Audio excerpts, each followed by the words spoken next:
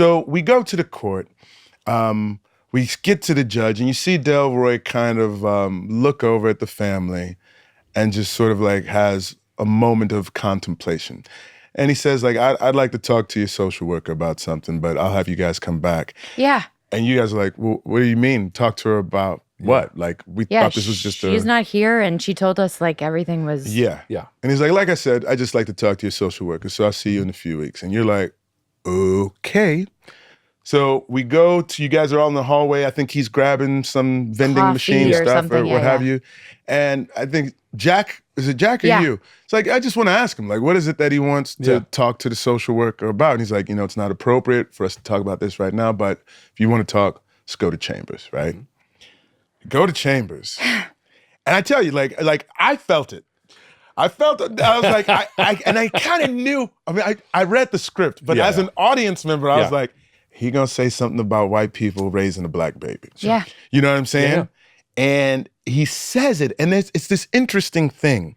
And I have it happen within my house all the time, where I'm talking to Andrew in particular, because he's 13. Amari's still a baby. Because even Delroy says in the show, he's like, I didn't know what it was to be black until I was 8 or 9. One of those two ages, right?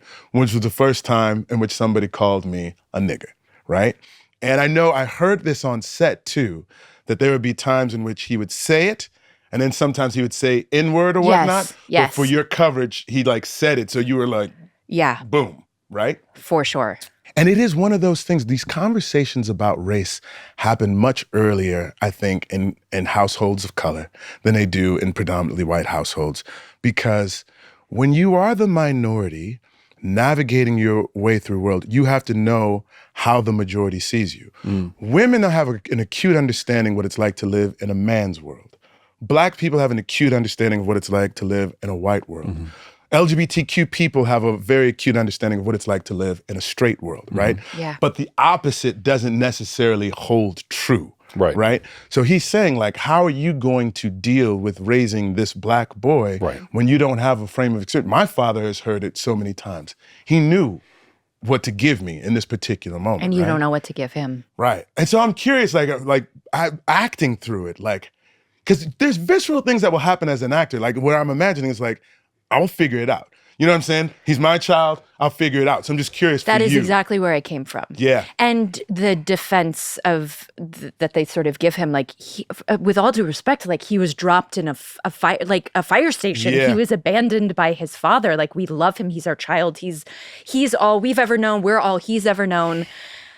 But as a human, I do understand where he's coming from as well. So it's like, again, the balance as an actor of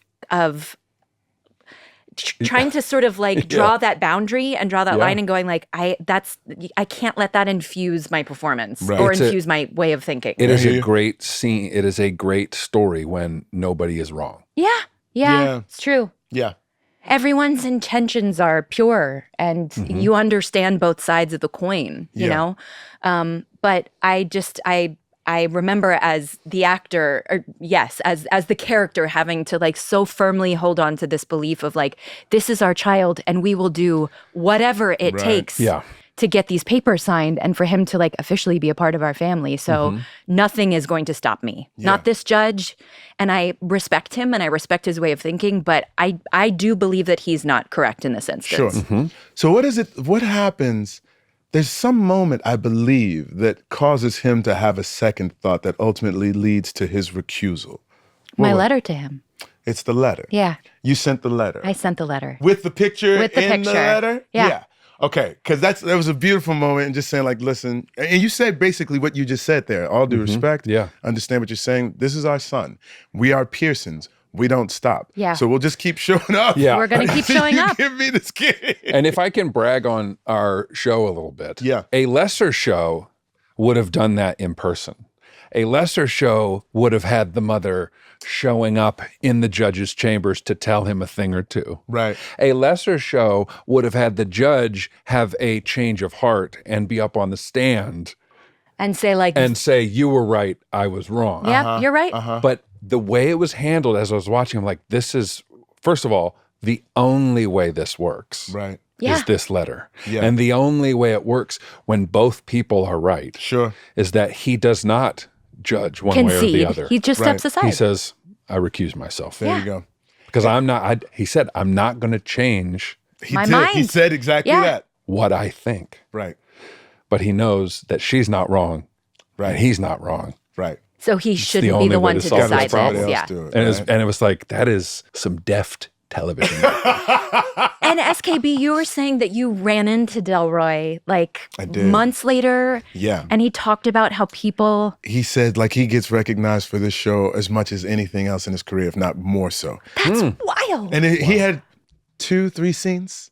Yeah. You know what I'm saying? 2.5. But the show was in the zeitgeist. He's like, man, I couldn't tell you how many times people come up and stop me for This Is Us.